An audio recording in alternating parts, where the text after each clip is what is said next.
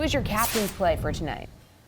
Yeah, so much of me, Jesse, wants to just stack all the Raiders, right? We're one of the only, that's right, one of the two undefeated teams in the NFL, and I have to take it for what it's worth because it might come crashing down this week.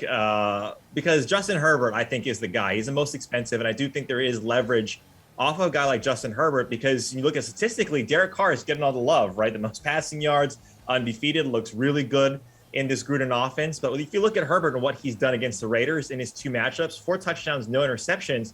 And against this secondary, guys, this secondary is still a liability for the Raiders. And the Chargers pass 70%, or they dial up 70% pass plays so far this season. So give me Justin Herbert, even though he's the most expensive. I don't think he goes heavily rostered in this one.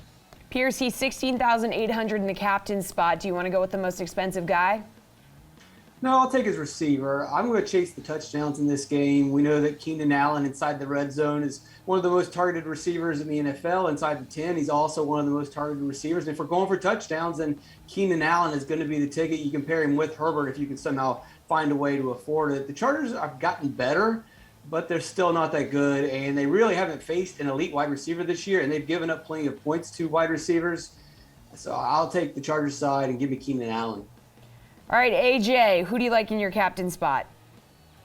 I think Reid is just like defending himself against heartbreak later because I do think Derek Carr is the guy to go with. I don't, Pearce makes an intriguing case for Williams, but for my part, I think you have to use one of these two QBs given the yardage they put up.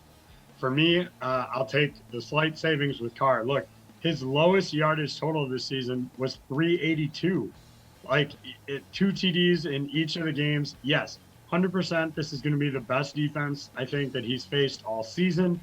But even if they hold him to 100 fewer yards than his lowest total, you're still looking at 282, which would be solid production out of this spot.